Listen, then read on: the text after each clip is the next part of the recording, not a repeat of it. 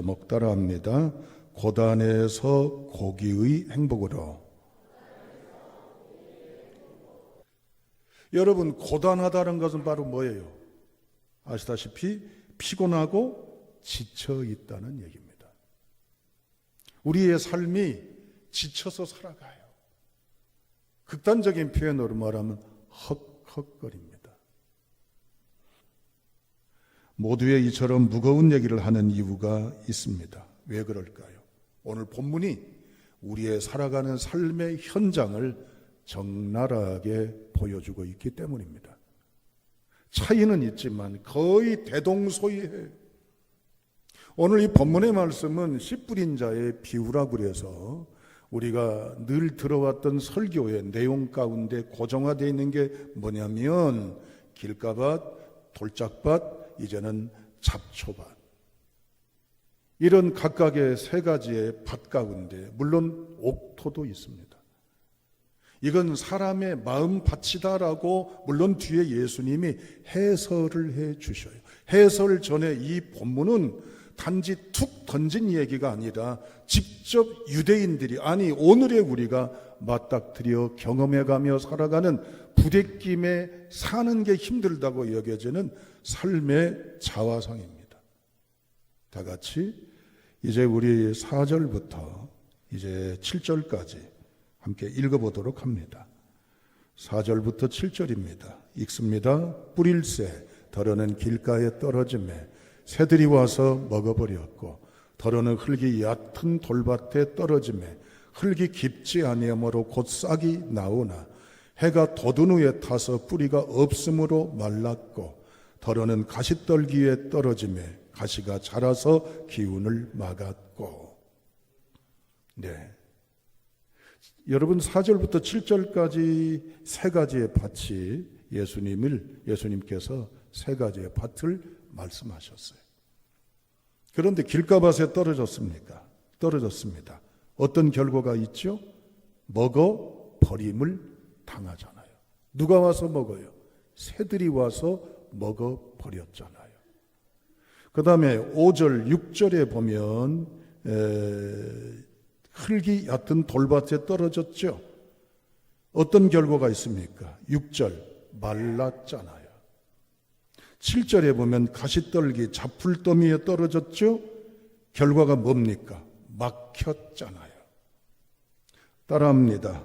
먹히고 마르고 막힌다. 그렇습니다. 표현은 좀 받아들이기 쉽지 않지만 우리가 경험하는 바의 일상에 살아있는 생생한 경험이기도 합니다. 뿌렸는데 길가에 떨어졌어요.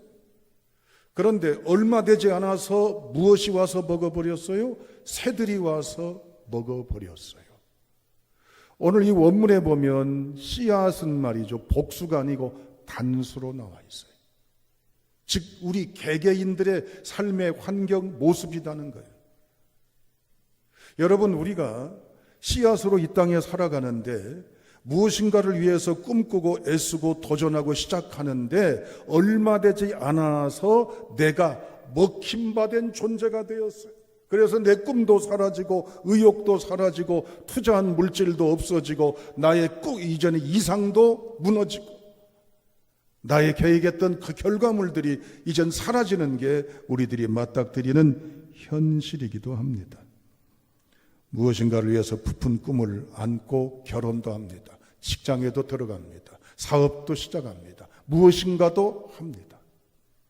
그런데 펴보지도 못하고, 이뤘다라고 손에 잡아보지도 못하고, 벌었다고 내 호주머니에 넣어보지도 못하고, 무엇인가 결과물을 내가 맛보지도 못한 채 이내 금세 끊어지고 깨지고 무너지고 사라져버리고 손해보고 이제는 없어져 버린 현장의 경험이 내게 있습니까? 없습니까? 안타깝지만 있을 수 있습니다. 남들은 그 일로 오래 가는데 나는 직장이 얼마 다니지 못해요. 그리고 그만둬요. 남들은 결혼 생활을 쭉 이어가는데 나는 그만 안타까운 불행의 결과를 맞아요. 남들은 그 사업을 꿋꿋이 해나가는데 나는 안타깝게도 불행의 결과물을, 성적표를 앉게 돼요. 이런 인생길이 없는 줄 아세요? 목사일 수도 있고 여러분도 있을 수 있고 다 그렇습니다. 사랑하는 여러분, 이게 내게는 치명적인 상처, 훈장, 낙인이 될 수도 있습니다. 사업이든 취업이든 결혼이든 시험이든 투자든 내가 애쓴 결과가 보장되어 있지 못한 채 이내 쉽게 짧은 시간 안에 금세 없어져 가버리는 이런 현장, 그게 내 이야기일 수도 있습니다. 이런 이야기로 살아간다면 어때요? 인생이 행복해요? 이 이야기가 계속 전개됨 속에 이 사건과 피해와 아픔이 내게 있는 그 이야기가 여전히 나를 이제는 넘어뜨리고 있고 여전히 나를 포로 삼고 있는데 어떻게 지내시겠어요? 두 번째, 5절 6절에 보면 이제 심어졌지만 흙이 깊지 못함으로 결국 말라버렸습니다. 내가 말라버린 현장에 있다고 생각을 해보세요. 이런 경험 역시 여러분 느끼신 적은 없습니까? 내가 더 이상 버티기에는 한계를 느끼고 있습니다. 마름입니다. 더 이상 어떻게 해볼 정도로 힘이 나지 않을 정도로 지쳐 있습니다. 마름입니다. 내가 아무리 노력해봐도 더 이상 흥미나 의미가 없어집니다. 말라버린 것입니다. 내가 어떻게 하다 보면 이렇게 하다가는 그만 놓아버릴 것 같습니다. 그만 이젠 떠나버릴 것 같습니다. 이게 마름이기도 합니다. 견디기에 너무나 숨막히고 힘 빠지고 건들면 탁 하고 쓰러질 지경에 놓여있는, 겉모습은 그럴싸하지만 속은 바짝 생활은 말라있는 현상, 이게 우리이기도 합니다. 세 번째, 막혀버렸습니다. 내 앞에 가로막힌 것 혹시 벽이 느껴지지는 않습니까? 사람에게 느끼는 벽, 고통입니다. 환경에서 느껴지는 벽, 막힘, 고통입니다. 풀릴 기미나 이루어질 가능성이 보이면 기다려보고 노력해보고 기대를 해보겠는데 깜깜합니다. 침묵만 흐릅니다. 가능성이 없습니다. 어떻게 하시겠어요? 이렇게 답답함 속에 있는 현상, 이게 정도 차이일 뿐이지 엇비슷하고 전부일 수도 있고 한둘일 수도 있고, 세 번에 걸친 이 묘사는 뭐냐? 인간의 현실, 우리의 살아가는 실존이에요. 이것 때문에 우리 실패합니다. 불행해집니다. 아파합니다. 이건 예외 없습니다. 믿는 사람이건 안 믿는 사람이건 절대로 비껴가지 않습니다. 우리도 맞닥뜨립니다. 목사도 그렇습니다. 목사도 먹힌 것 같은 고통이 있었습니다. 목사도 이제는 막힌 것 같은 고통이 있었습니다. 목사도 마른 것 같은 고통이 있었습니다. 이대로 간다면 견뎌낼 수가 없습니다. 여러분, 마치 이것은 예수님께서 말씀하신 마태복음 11장 28절 이하의 우리의 실체를 그대로 표현하신 수고하고 무거운 짐진 우리의 모습입니다. 수고라고 하는 건 여러 번 말씀드렸잖아요. 능동태라고 그랬어요. 누가 시키지도 않았는데 내가 자초한 거예요. 내가 결정한 것, 내가 택한 것, 내가 이제는 스스로 그것을 하기로 다짐하고 결혼이 됐건 사업이 됐건 진학이 됐건 직업이 됐건 하는 거예요. 이게 잘 풀리면 얼마나 좋아요. 잘 되면 얼마나 좋아요. 걱정 없으면 얼마나 좋아요. 그런데 이게 앞서 말씀드린 대로 이제는 먹힙니다. 마릅니다. 다칩니다. 막혀 있습니다. 그럴 때 우리는 수고했다는 얘기는 배터리가 다 에너지가 빠져서 방전 상태를 말하는 게 수고했다라고 하는 것이에요. 무거운 짐이라고 하는 것은 바로 수동태라고 그랬어요. 내가 원하지 않는데 내 생활 속에 들어와 있는 불행입니다. 아시다시피 누가 병들기를 작정했습니까? 누가 가난하며 실패하기를 원합니까? 누가 늘 허덕이며 살기를 바라겠습니까? 불청객이었던 원하지 않았던 병이 내게 찾아와요. 사고나 사건이나 불행과 이젠 곤란이 내게 찾아와요. 그럴 때 그것에 꽉 물려가지고 풀려지지 않은 고통 속에 예외 없이 우리가 살아가고 있습니다. 여러분, 우리는 이러한 현상에서 뭐라고 얘기를 해야 돼요? 한숨 푹 내쉬면서 사는 게 다 그래. 어쩔 수 없지 뭐. 너만 힘든 게 아니라 다 힘들어. 그러면서 그냥 그걸로 막연하게 끝나고 말아야 됩니까? 여러분, 밭의 불행은 부정적인 건 세 가지입니다. 그러나 8절을 읽어보십시오. 다 같이 읽겠습니다. 시작.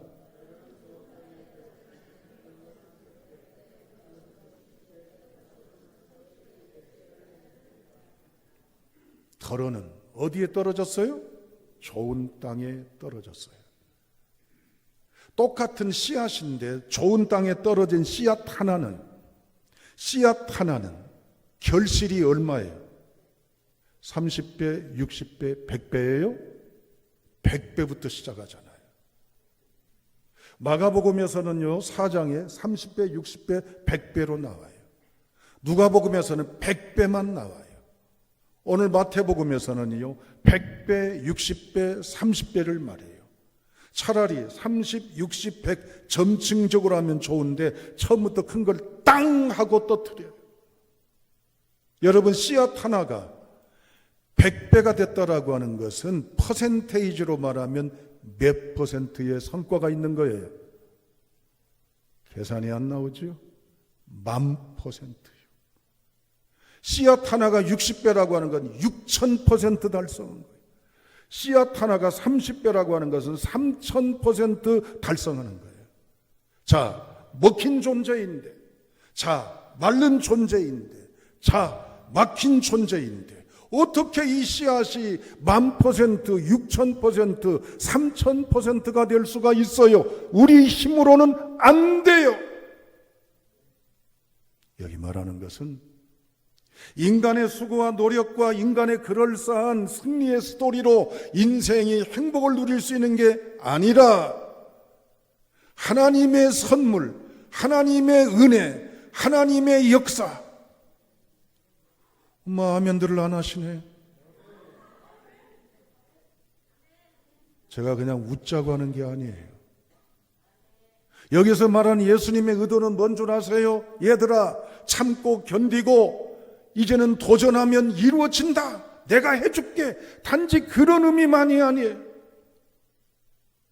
인간이 아무리 애써봐야 먹히는 존재이고, 인간이 아무리 애써봐야 이제는 말라가는 존재이고, 인간이 아무리 애써봐야 막히는 존재의 현상에서 네가 어떻게 행복할래? 내 안에 나를 향해 내 앞에서 나에 의해서 살아가며, 네가 보잘것없는 씨앗 하나일지 모르지만 너란 존재는 10,000%의 6000%의 3000%의 의미와 가치와 삶의 행복을 내 안에 누릴 것이다. 할렐루야. 밭의 케이스는 4가지 경우를 얘기하잖아요. 3가지는 불행하고 1가지는 너무 상상 이상의 행복을 얘기하잖아요. 여러분, 3가지는 불행하기 때문에 예수님은 의도적으로 160, 33번에 걸친 행복을 역설적으로 얘기하고 있습니다. 3대 1입니다. 이건 뭡니까? 인간이 그만큼 누구나 예외 없이 불행 속에 산다는 거예요. 지난 세월 돌이켜보세요.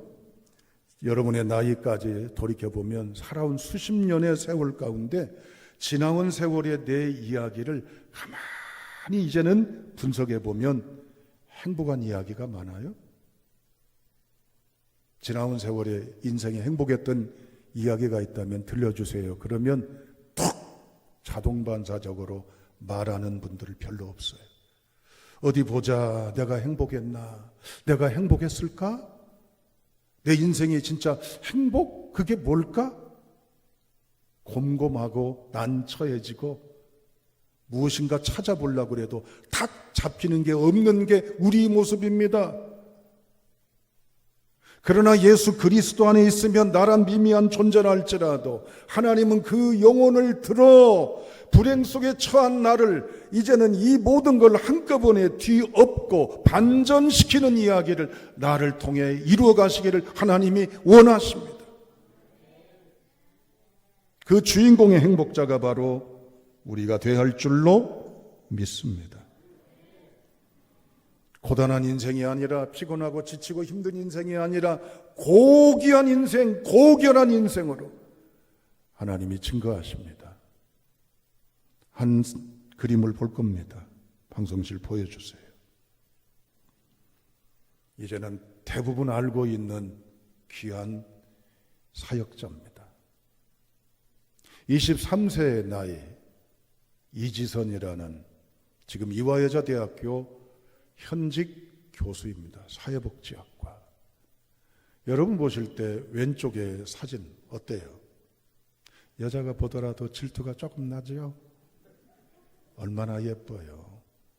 또 상당히 뛰어난 재원이고 말이죠.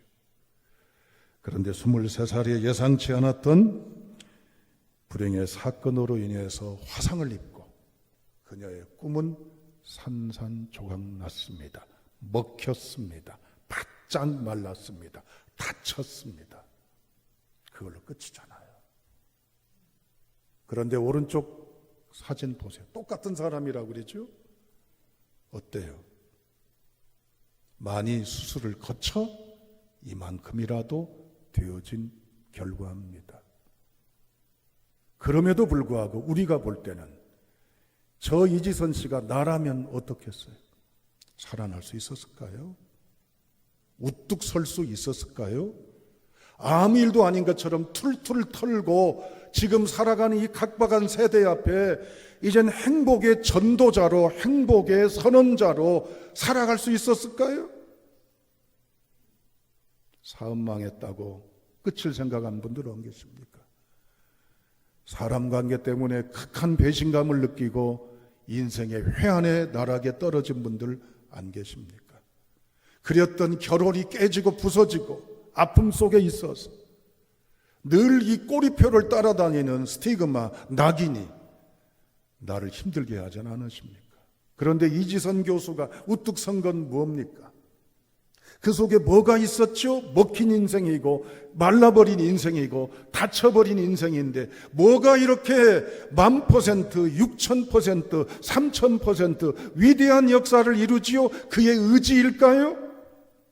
뭐죠? 좋은 밭에 심겨진 씨앗이기 때문에 그렇습니다.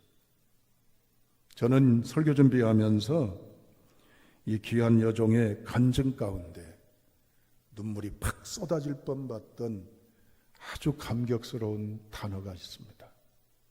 이지선 교수는 이렇게 얘기합니다.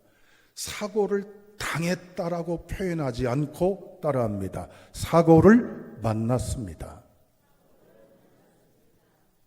어때요? 어떤 의미가 느껴져요? 사고를 당한 억울함이나 절망이나 예상치 않았던 처참한 인정하고 싶지 않았던 불행 속에 이 늪 속에 먹혀버린 인생, 말라버린 인생, 다쳐버린 인생 속에 살지 아니하고 사고를 만났다라고 얘기해. 비록 손가락 몇 개는 없고요. 온몸이 55% 정도가 고운 여성의 모습은 사라지고 없습니다. 그런데도 그녀는 상상할 수 없는 행복을 노래합니다. 상상할 수 없는 기쁨을 노래합니다. 그 고난 속에, 고단함 속에, 고통 속에 있었음에도 행복을 노래합니다. 부활의 존재이신 그리스도 예수 안에 고난을 넘어 승리케 하신 주님이 그녀 중심에 있기 때문인 줄로 확신합니다. 만난 거예요. 그래서 비록 청춘도 무너지고 미래에 대한 보장성도 모든 것도 먹히고 마르고 닫혀있지만 주 안에 새로운 인생을 보게 되고 배우게 되고 알게 되고 깨닫게 되고 느끼게 되고 찾게 된 것입니다. 오늘의 우리가 그리해야 될 줄로 압니다. 여러분, 예수 믿는 우리 표정을 보세요. 왜 그렇게 무겁고 피곤하고 지치고 힘겹고 고달프고 어둡고 고개 숙이고 처져 있는지 몰라요. 그래 우리 먹힌 존재예요. 그래 우리 바짝 말라 있어요. 그래 우리 다쳐 있어요. 그러면 예수님 어디 계시는 거예요? 그 예수님이 내 안에 계시면 내 안에 임하시는 예수님의 거룩한 은혜로 내가 표현할 수 없는 주님의 은혜의 역사가 내게 드러나야 될 줄로 믿습니다. 고난주일이니까 우울하니 아이고 뻘짓하지 맙시다. 우리 이번 주간 TV도 끄고요, 금식도 끄고요, 고난이니까 조금이라도 우리가 고생을 해봅시다. 이벤트가 아니에요. 세상은 고난을 찡그리며 갈지 모르지만 우리는 이 고난 속에 배웠습니다, 알았습니다, 깨달았습니다, 느꼈습니다, 보게 되었습니다. 비로소 발견하게 되었다는 선언의 성도가 되어야 할 줄로 믿습니다. 적용 어떻게 하며 지내야 할까요? 고귀한 인생으로 살려면 따라합니다. 감사합니다. 할렐루야. 감사해야 돼요. 여러분, 이지선 이 자매가 얼마나 아름다워요. 지난 특세 기간에 말씀드렸죠. 깨복자 깨어 복음으로 자라자 미래세대 아이들과 새벽 기도하면서 아름답다는 얘기는 따라합니다. 나답습니다. 우리말 아름답다는 나답다는 얘기. 나다운 게 뭐요? 나 김진영 안 죽었어. 이게 내 모습이야. 이게 객기 부리는 것 아니요. 아름다운 거예요. 그 아름다운 뭐예요? 고난에 있고 고단하고 고독하고 고통스럽지만 고귀하게 살아가는 것. 감사로, 감격으로, 감동으로. 할렐루야. 이렇게 살아가는 성도가 되어야 할 줄로 믿습니다.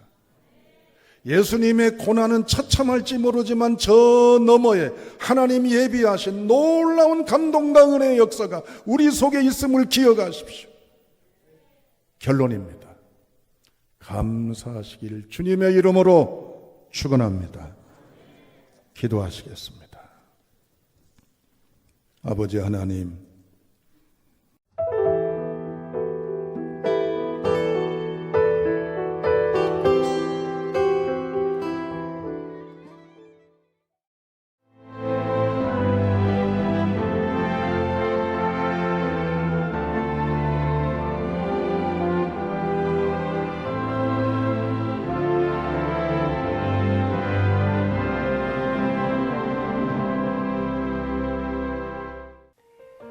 CBS를 사랑해 주시는 전남 지역 청취자 여러분, 안녕하십니까? CBS 재단 이사장 꿈의 교회 김학중 목사입니다. 여러분의 사랑과 관심 덕분에 전남 CBS가 순천시 장천동에 새로운 사옥을 마련하게 됐습니다. 이 방송국 사옥이라는 것은 단순히 건물을 짓는 의미에 지나지 않습니다. 전남 지역 복음 전파와 특별히 다음 세대를 위한 미래 비전을 세우는 일입니다. 코로나19로 모든 활동이 중단되고 또 관계가 단절되는 상황이지만 우리 CBS 방송만큼은 우리의 발길이 닿지 않는 곳까지 구석구석 하나님의 말씀을 전하는 위대한 힘을 지니고 있습니다. 이 방송이 믿음의 반석 위에 굳건히 세워질 수 있도록 여러분들께서 벽돌 한 장 한 장씩 쌓아가는 마음으로 전남 CBS를 위해 후원해 주시고 기도해 주시기를 간곡히 부탁드립니다. 여러분의 이 작은 행함이 CBS를 통해서 교회 공동체를 회복하고 누군가의 믿음을 소생시켜 줄 굳게 믿습니다. 여러분 한 분 한 분을 축복합니다.